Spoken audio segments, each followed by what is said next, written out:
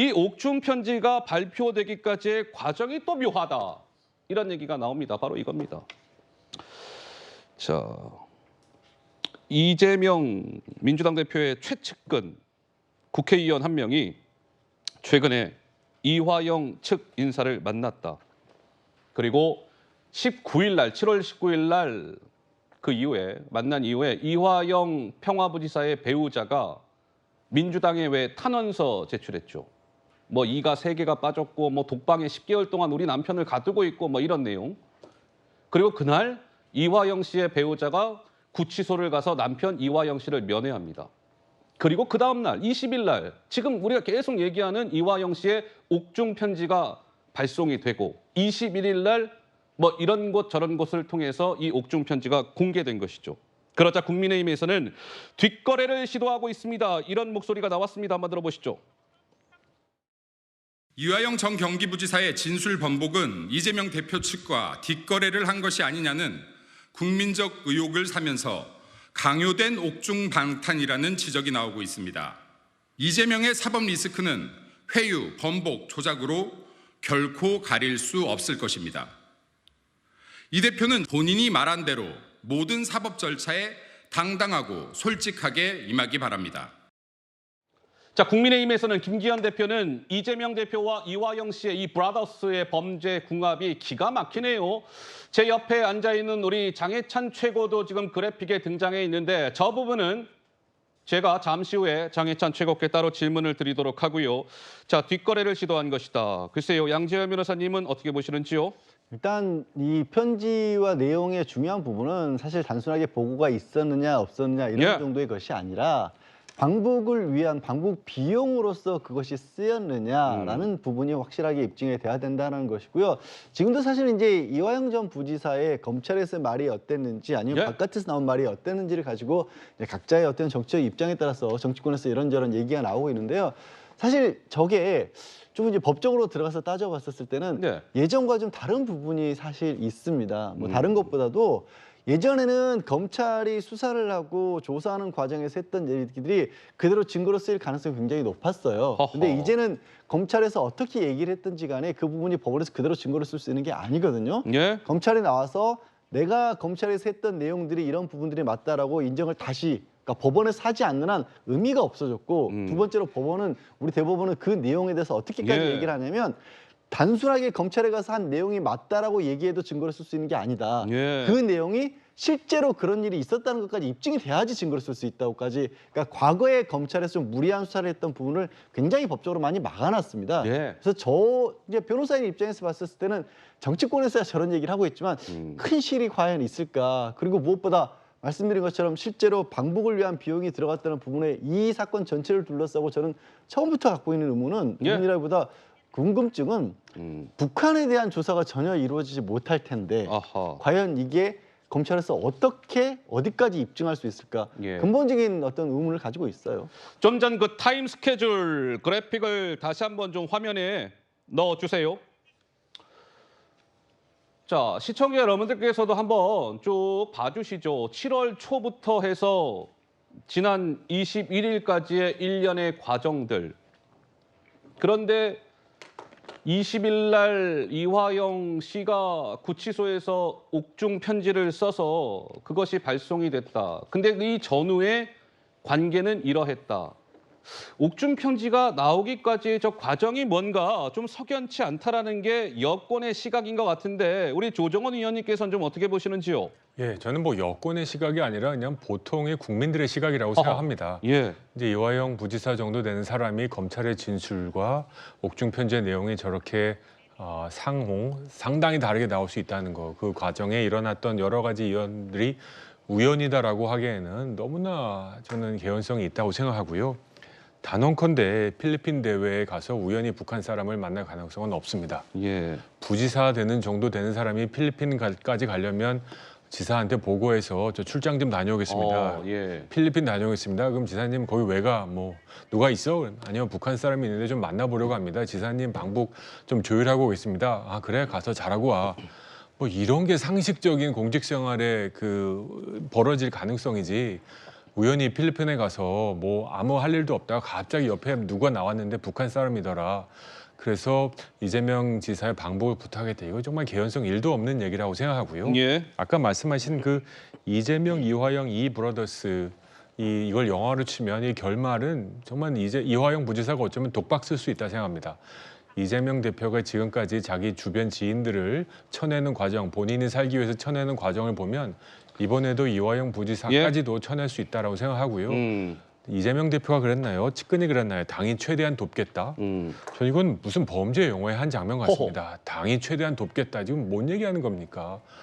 법에 의해서 정당한 심판을 받아야 하는 사람한테 당이 최대한 도울 테니 예. 입을 좀 막고 기다려달라, 참아달라. 이런 회유 아니면 협박을 했다는 근거가 아닌가 싶은데요. 매우 불편한 뉴스가 아닐 수 없습니다.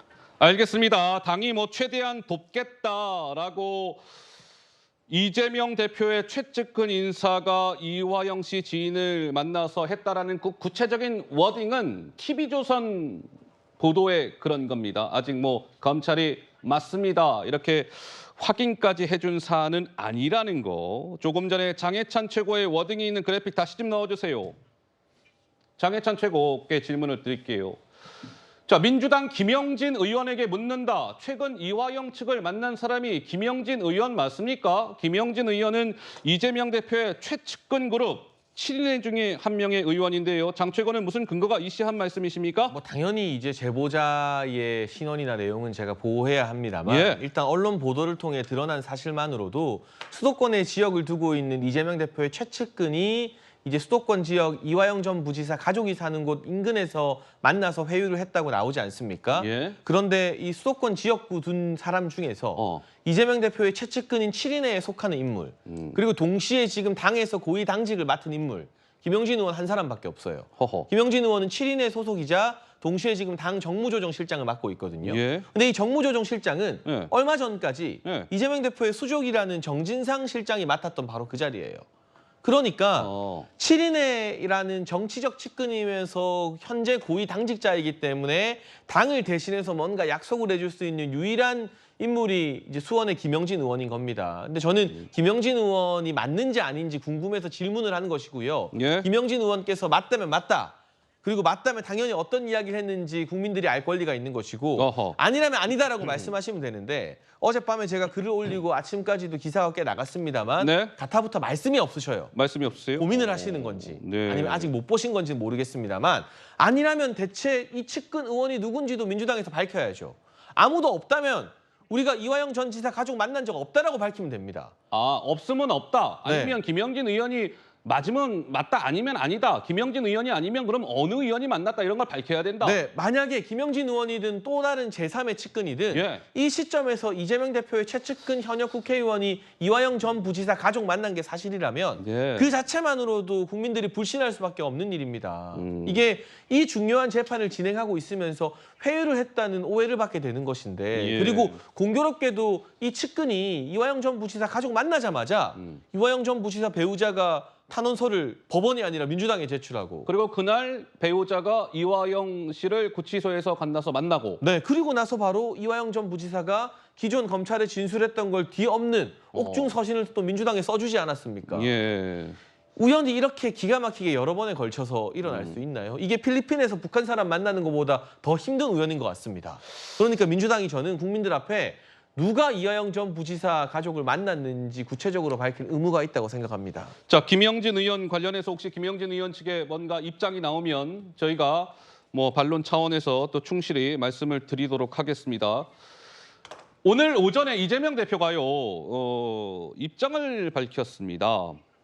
기자들이 물었어요. 이재명 대표에게.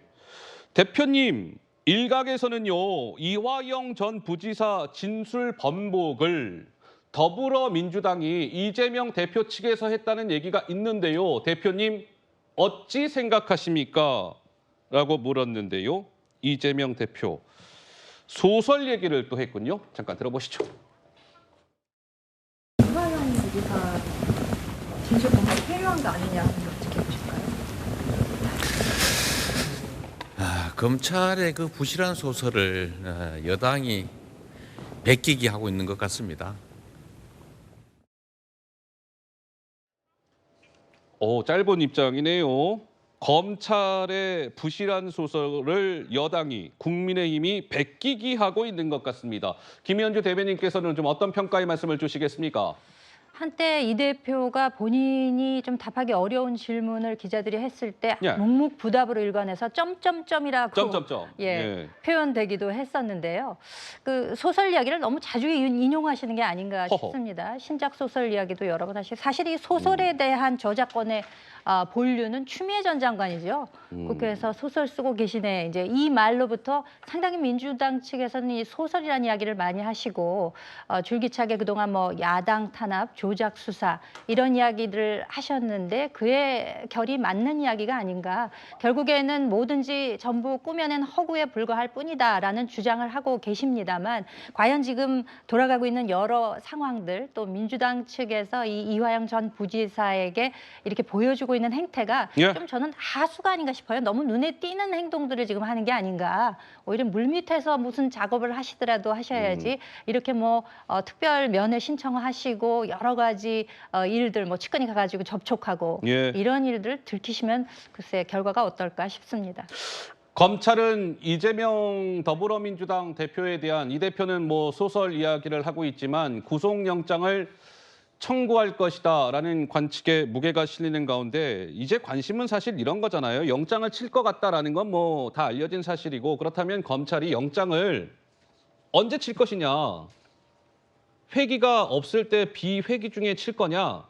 아니면 국회가 막 돌아가고 있을 때 회기 중에 칠 거냐. 뭐 이건데 회기 중에 칠 것 같다. 이런 관측에 무게가 실립니다. 오히려 막 국회가 돌아가고 있을 때 영장을 쳐서 그러면 체포동의안 표결을 해야 되잖아요. 그럼 다시 한번 민주당을 시험대에 올려놓고 뭐 이런 식으로 해서 영장을 치지 않겠느냐 이런 관측이 나오고요. 그래서 좌측편 8월 16일 이후 회기 중일 때 아마 영장을 칠 것 같다. 또 오른쪽 한번 봐주시겠어요? 일전에 검찰이 대장동과 성남FC 건을 묶어서 병합해서 영장을 쳤죠. 이번에도 그럴 것 같다. 왠지 아십니까? 저 대장동이 무슨 혐의죠? 배임이죠. 저 밑에 백현동이 무슨 혐의죠? 배임입니다. 똑같이 배임. 그리고 위에 성남FC 뭐죠? 제3자 뇌물죄죠? 대북송금 뭡니까? 제3자 뇌물죄예요. 그러니까 약간 쌍둥이죠, 쌍둥이. 쌍둥이 혐의. 그래서 이번에도 검찰이 백현동과 대북송금 의혹을 병합해서 묶어서 8월 16일 이후에 회기가 한참 돌아가고 있을 때 영장을 땅 치지 않겠느냐라는 관측이 나오고 있습니다. 한번 지켜봐야 될 것 같고요.